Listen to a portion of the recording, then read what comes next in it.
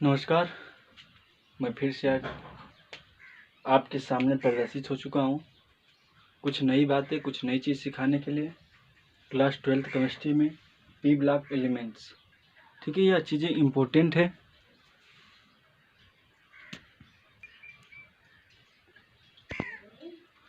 ठीक है, बहुत इम्पोर्टेंट है, महा इम्पोर्टेंट भी कह सकते हैं।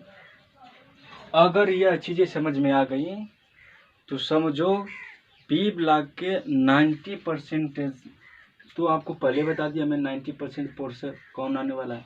40% पोर्स आपका खत्म हो जाएगा। 40% समझो आपको 40% पी ब्लॉक तैयार हो जाएगा अगर यह जो मैं बातें बता रहा हूँ अगर यह समझ में आ गई तब, क्योंकि इसको ध्यान सुनोगे तब समझ में आएगी।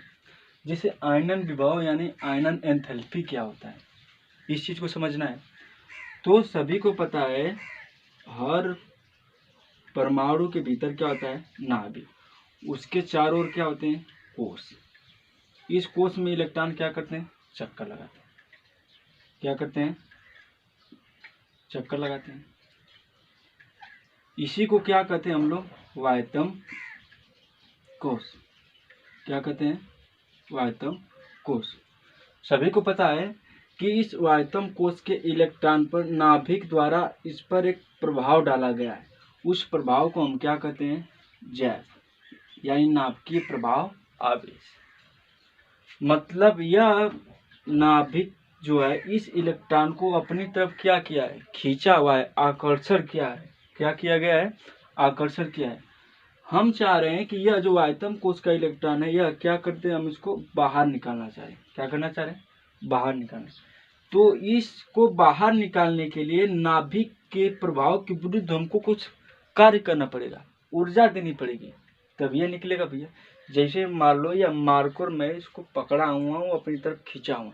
अगर इसको कोई खींचना चाहेगा तो इसको कार्य करना पड़ेगा, अधिक कार्य करना पड़ेगा, हो सकता है कम कार्य। जितना मेरे तरफ आकर्षण रहेगा उससे वो भी उतना एक बल लगाकर कार्य करना चाहेगा, खींचना चाहेगा, तभी तो होगा।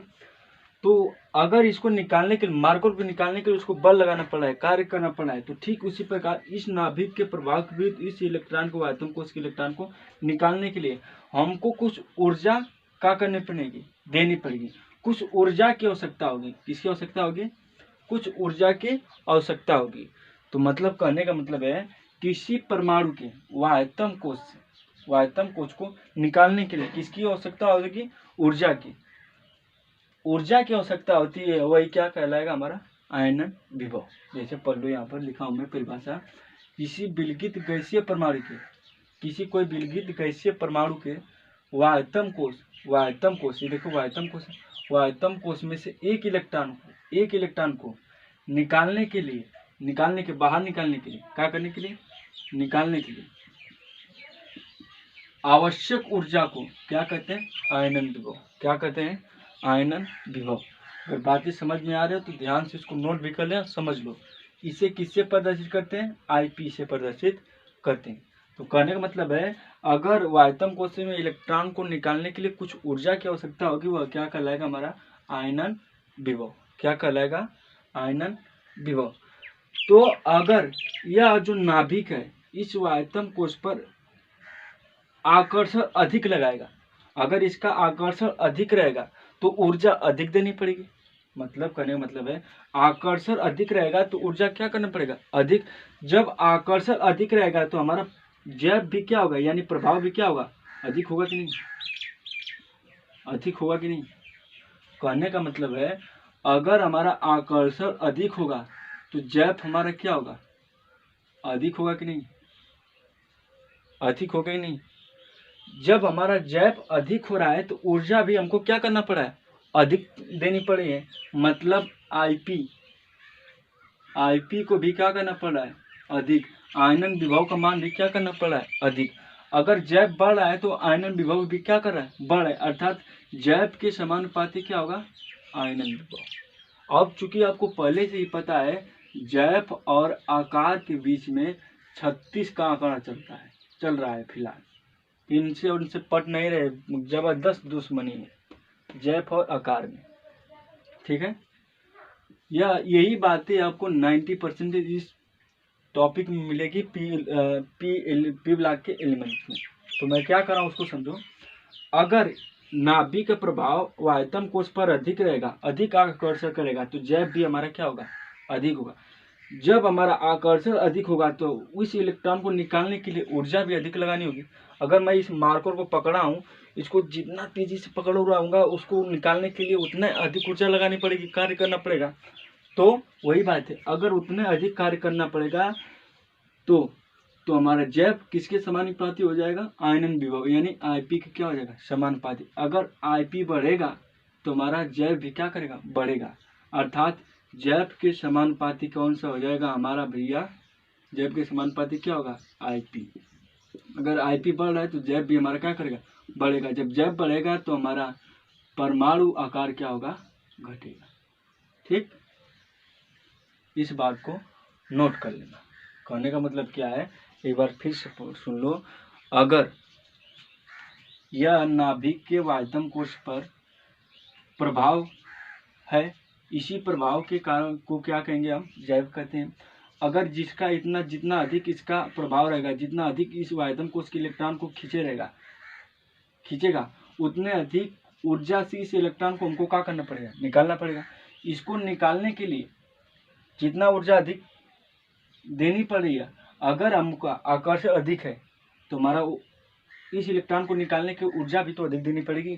तो हमारा आकर्षण अधिक है तो यानी जैव भी क्या है, अधिक है। अगर जैव बढ़ रहा है तो ऊर्जा भी हमको इलेक्ट्रॉन को निकालने के लिए क्या करनी पड़ेगी, अधिक देनी पड़ेगी। अगर जब जैव बढ़ेगा तो हमारा क्या बढ़ेगा, आयनन विभव। यानी जब आयनन विभव बढ़ेगा तो हमारा जैव भी क्या होगा, बढ़ेगा। अगर आयनन विभव घटेगा तो हमारा जैव भी क्या होगा, घटेगा। अगर जैव बढ़ेगा तो आयन आकार हमारा क्या होगा, घटेगा। जैव की सबके साथ दोस्ती चलती है लेकिन आकार के साथ दोस्ती नहीं चलती है। इसको नोट कर लो, फिर मैं आगे बता रहा हूँ, जल्दी से नोट करो।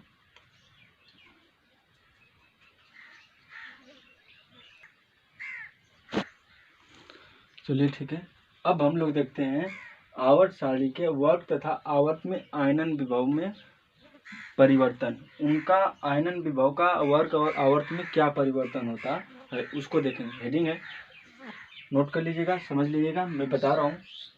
देखो कैसे लिखना, अब समझना आपको। वर्ग में इस प्रकार के वर्ग होते हैं, आवर्त इस प्रकार से होते हैं। आपको पहले से बता दिया गया है कि ऊपर से नीचे आने पर, ऊपर से नीचे, पहले ही लेक्चर में बताया गया है कि ऊपर से नीचे आने पर वर्ग में कोषों की संख्या क्या होती है, बढ़ती है।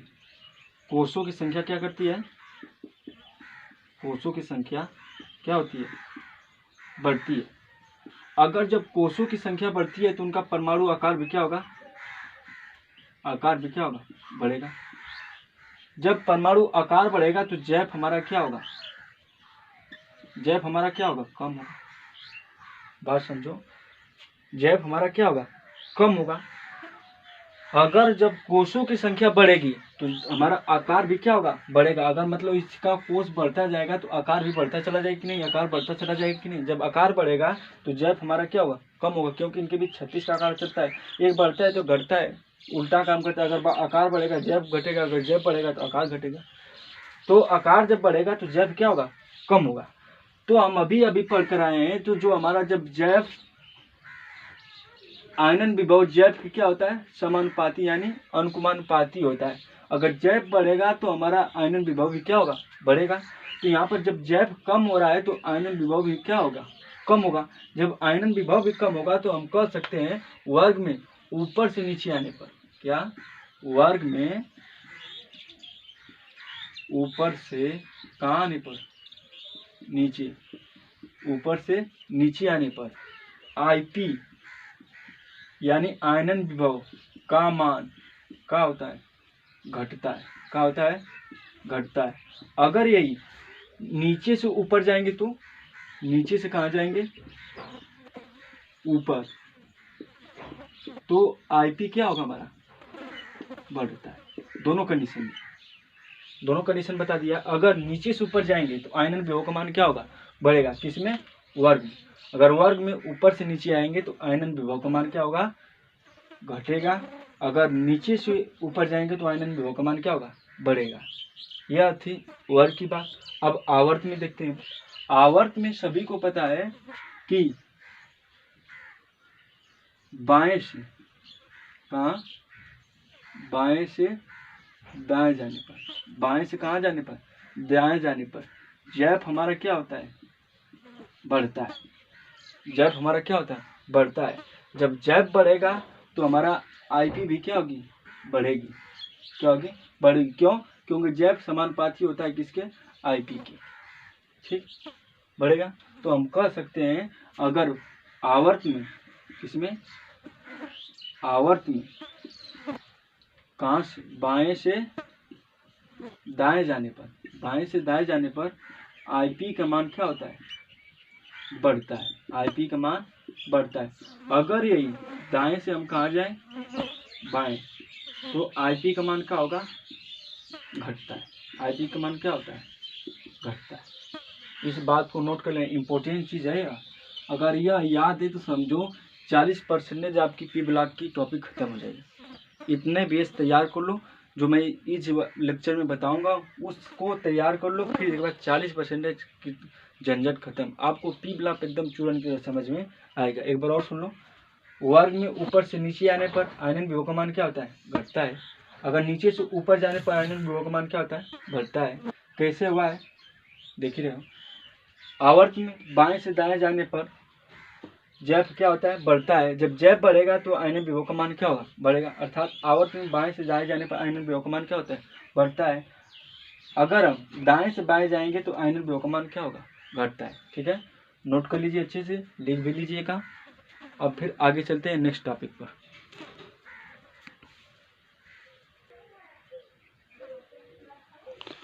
चलिए ठीक है, अब हम देखेंगे इलेक्ट्रॉन लब्धि ऊर्जा क्या होती है, विद्युत ऋणात्मकता क्या होती है। इन दोनों बातों में बहुत लोग कंफ्यूजन रहते हैं कि कौन इलेक्ट्रॉन लब्धि है, कौन विद्युत ऋणात्मकता है।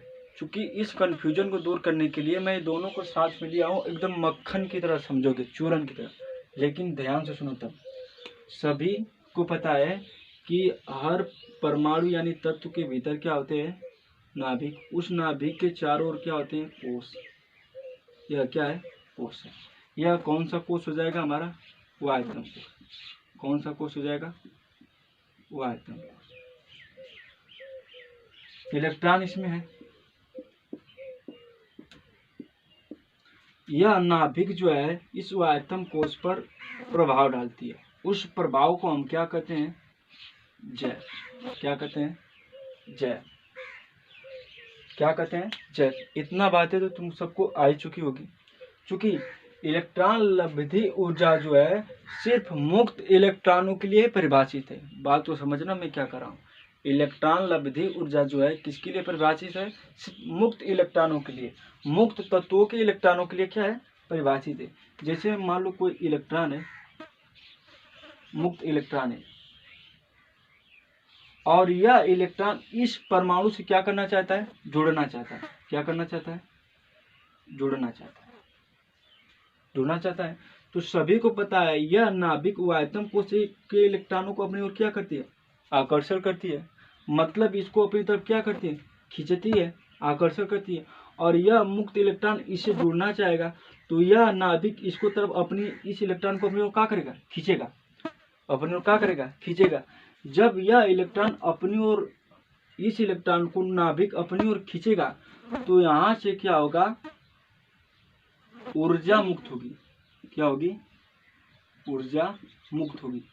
यह दुनिया का नियम है, रसायन विज्ञान का नियम है। यदि कोई भी तत्व इलेक्ट्रॉन को ग्रहण करता है या आकर्षण करता है तो समझना कि वह ऊर्जा को क्या करेगा, मुक्त करेगा, ऊर्जा को क्या करेगा, निकालेगा। बात समझना, यही बात में दम है कि अगर यह परिभाषा किसके लिए सिर्फ संभव है, सिर्फ मुक्त इलेक्ट्रॉनों के लिए, फ्री इलेक्ट्रॉनों के लिए। मुक्त इलेक्ट्रॉनों के लिए यह परिभाषा क्या है, संभव है। यदि यह इलेक्ट्रॉन इस परमाणु से जुड़ना चाहेगा तो यह नाभिक उसको अपनी तरफ क्या करेगा, खींचेगा। अपनी तरफ खींचेगा तो उसमें से क्या निकलेगी, ऊर्जा मुक्त होगी। यदि कोई भी तत्व इलेक्ट्रॉन को अपनी तरफ आकर्षण करेगा, खींचेगा, तो उसमें से क्या मुक्त होगी, ऊर्जा। क्या मुक्त होगी, ऊर्जा मुक्त होगी। यही ऊर्जा मुक्त होने की क्रिया क्या कहलाएगी, इलेक्ट्रॉन लब्धि ऊर्जा। क्या कहलाएगी, इलेक्ट्रॉन लब्धि ऊर्जा। अगर इसका आकर्षण अधिक है तो इसका जैव भी क्या होगा, अधिक होगा। जैव भी क्या होगा, अधिक होगा। अगर इसका आकर्षण कम है तो जैव भी क्या होगा, कम होगा कि नहीं। आकर्षण जब अधिक होगा तो जैव हमारा भी क्या होगा, अधिक होगा। जब जैव हमारा क्या होगा, कम होगा। जैसे हम देखो, अगर हमारा जैव क्या होता है, कम होता है, जैव हमारा कम, यानी आकर्षण इसका क्या होगा, कम होगा। जब आकर्षण कम होगा तो जैव भी क्या होगा, कम। जब जैव कम होगा तो इस इलेक्ट्रॉन को क्या करेगा, कम खींचेगा, कम आकर्षण करेगा। मतलब यह जो कम आकर्षण करेगा तो ऊर्जा भी क्या होगी, कम मुक्त होगी। बात समझना मैं जो बोलने जा रहा हूँ। अगर मान लो इसका आकर्षण कम है तो इसका जैव भी क्या होगा, कम होगा। जब जैव कम होगा तो यह इलेक्ट्रॉन को कम आकर्षण करेगा। जब कम आकर्षण करेगा तो ऊर्जा क्या होगी, कम मुक्त होगी। तो कहने का मतलब यह है, अगर जब जैव कम हो रहा है तो ऊर्जा क्या हो रही है, कम मुक्त हो रही है, यानी इलेक्ट्रॉन लब्धि ऊर्जा भी क्या होगी, कम होगी। इलेक्ट्रॉन लब्धि ऊर्जा भी क्या होगी, कम होगी।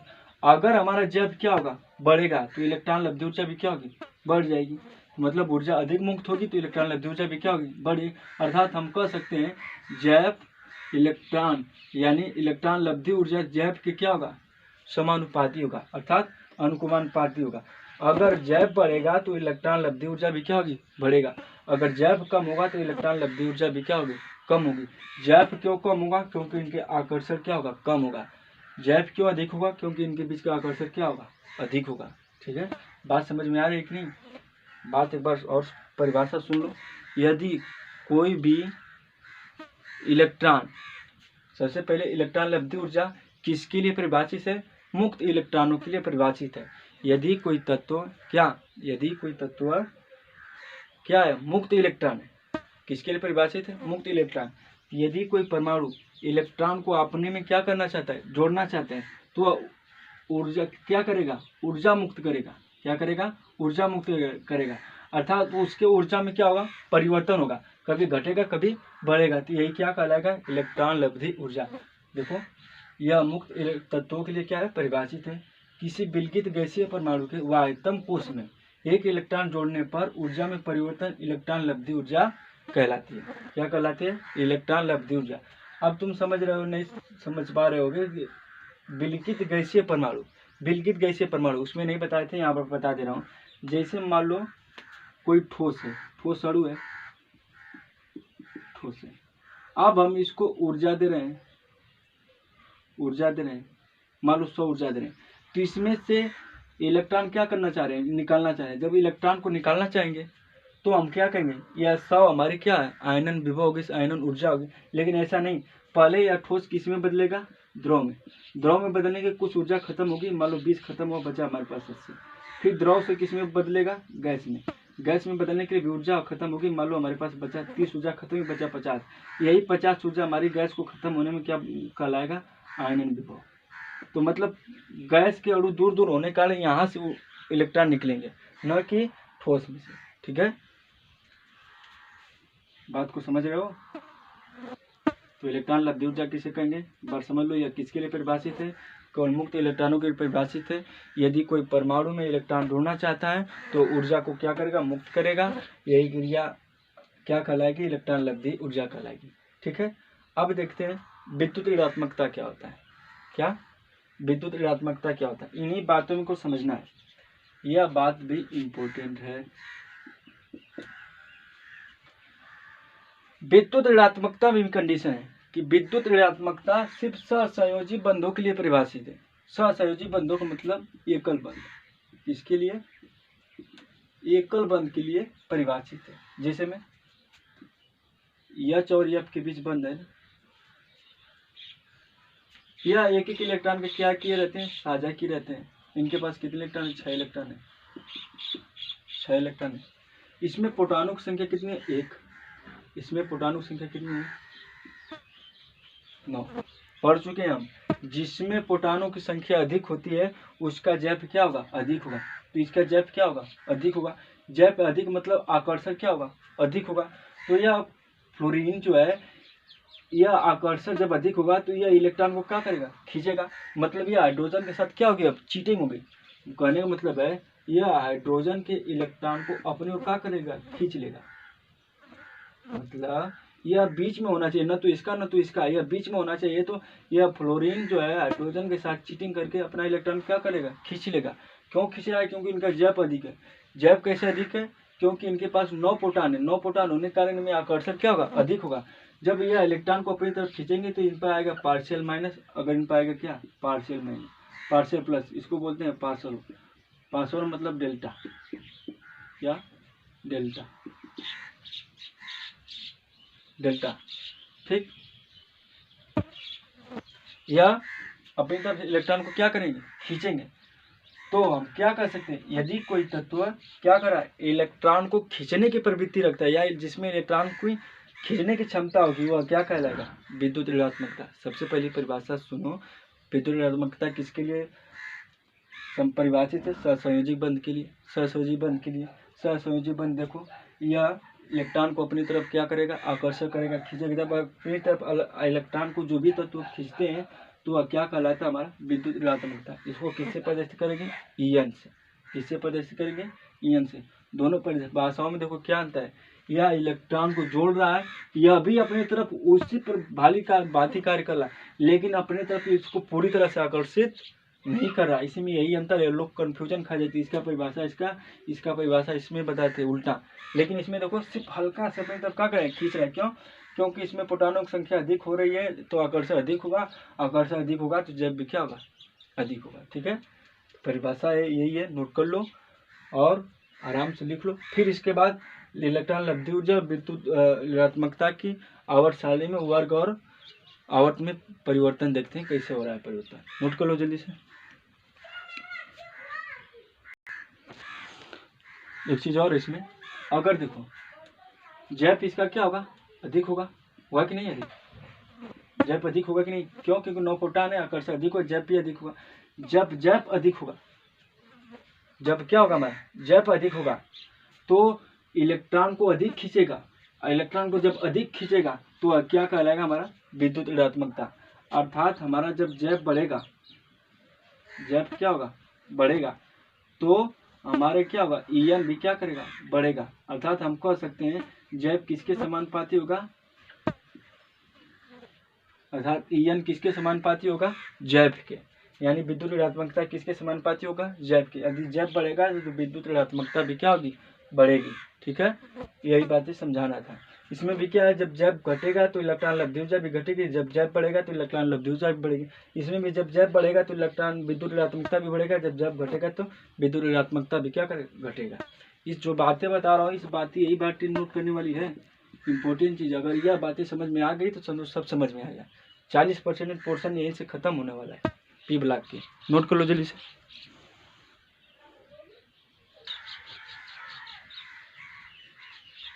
चलिए ठीक है, अब हम देखते हैं आवर्त सारणी में वर्ग तथा आवर्त में इलेक्ट्रॉन लब्धि ऊर्जा विद्युत ऋणात्मकता में क्या परिवर्तन होगा, आवर्त और वर्ग में क्या इसका प्रभाव पड़ेगा, क्या परिवर्तन होगा, इसको देखो। आपको बताते हैं इलेक्ट्रॉन लब्धि ऊर्जा किसके समानुपाती होगा, जैव के। जैव किसके विरुद्ध समानुपाती होगा, आकार के। ठीक, वर्ग है, आपको पहले ही पता चल चुका है, वर्ग में ऊपर से नीचे आने पर कोषों की संख्या क्या करती है, बढ़ती है। जब कोषों की संख्या बढ़ेगी तो आकार में भी क्या होगा, वृद्धि होगा। जब आकार में वृद्धि होगा, इसमें आकार में क्या होगा, वृद्धि होगा। जब आकार में वृद्धि होगा तो जैप में क्या आएगा, जैप में क्या आएगा, कमी। जब जैप में कमी आएगा तो इलेक्ट्रॉन लब्धि ऊर्जा में भी क्या आएगी, इलेक्ट्रॉन लब्धि ऊर्जा में भी क्या आएगी, कमी। क्या आएगी, कमी। वो भी क्या होगा, घटेगा। क्यों, क्योंकि इसके क्या होता है, समानुपाती होता है। यही समझो, तो हम कह सकते हैं क्या, वर्ग में ऊपर से नीचे आने पर इलेक्ट्रॉन लब्धि ऊर्जा का मान क्या होता है, घटता है। ऊपर से कहाँ आने पर, ऊपर से नीचे आने पर इलेक्ट्रॉन लब्धि ऊर्जा का मान क्या होता है, इलेक्ट्रॉन लब्धि ऊर्जा का मान क्या होता है, घटता है। क्या होता है, घटता है। अगर हम नीचे से ऊपर जाएंगे तो इलेक्ट्रॉन लब्धि ऊर्जा का मान क्या होगा, बढ़ेगा। क्या होगा, बढ़ेगा। आवर्त में देख लेते हैं, आवर्त में बाएं से दाएं जाने पर जैब क्या होता है, बढ़ता है। चूंकि ये बता चुके हैं, जैब क्या होगा, जब जैब बढ़ेगा तो इलेक्ट्रॉन लब्धि ऊर्जा का मान क्या होगा, ये भी बढ़ेगा, तो आकार हमारा क्या होगा, कम होगा। तो आकार यहाँ पर क्या होगा, कम होगा। तो अगर जैब बढ़ेगा तो इलेक्ट्रॉन लब्धि ऊर्जा भी क्या होगी, बढ़ेगी। तो हम कह सकते हैं बाएं से दाएं जाने पर इलेक्ट्रॉन लब्धि ऊर्जा का मान क्या होता है, बढ़ता है। क्या होता है, बढ़ता है। और दाएं से बाएं जाने पर क्या होगा, घटेगा। क्यों, क्योंकि जैब क्या हो रहा है, अधिक होता है। ठीक है, नोट कर लेना, जैसे है वैसे नोट करना है आप, लेकिन आपको अच्छे से सुंदर से लिखना है। ठीक है, आप देखो इधर, इसमें देखते हैं विद्युत ऋणात्मकता में क्या प्रभाव डालता है। यह वर्ग है, वर्ग में ऊपर से नीचे आने पर कोषों की संख्या बढ़ती है। जब कोषों की संख्या बढ़ेगी तो आकार बढ़ेगा, जब आकार बढ़ेगा तो जैब क्या होगा, कम होगा। जब भैया आकार बढ़ेगा तो जैब हमारा क्या होगा, कम होगा। जब जैब कम होगा तो भैया जायज सी बात है ईएन भी हमारा क्या होगा, विद्युत ऋणात्मकता भी क्या होगी, कम होगा। क्यों, क्योंकि इनके समानुपाती है। तो हम कह सकते हैं वर्ग में, कहाँ से, वर्ग में ऊपर से नीचे, ऊपर से नीचे आने पर ईएन का मान, ईएन का मान क्या होता है, घटता है। क्या होता है, घटता है। अगर ये नीचे से ऊपर जाएगा तो क्या होगा, बढ़ेगा। अब आवर्त में देख लेते हैं, आवर्त में बाएं से दाएं जाने पर जैब क्या होता है, बढ़ता है। अगर जब जैब बढ़ेगा तो ईएन भी क्या होगा, बढ़ेगा। तो हम कह सकते हैं क्या, बाएं से दाएं जाने पर ईएन यानी विद्युत ऋणात्मकता का मान क्या होगा, बढ़ता है। क्या होता है, बढ़ता है। अगर दाएं से बाएं जाएंगे तो क्या होगा, घटेगा। क्या होगा, घटेगा।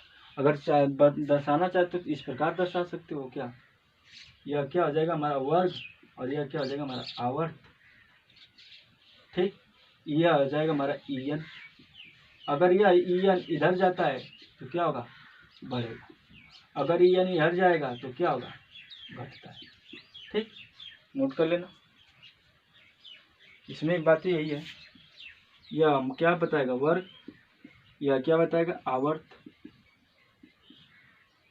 आवर्त तो इलेक्ट्रॉन लब्धि ऊर्जा,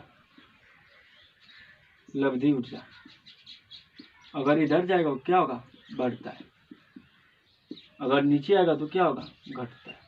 ठीक, इस प्रकार वर्ग में घटेगा, आवर्त में क्या होगा, वर्ग में घटेगा और आवर्त में क्या होगा, बढ़ेगा। ठीक है, जल्दी से नोट कर लो आराम से।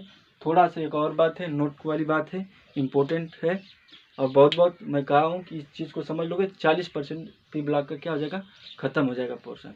ठीक है, नोट कर लो जल्दी।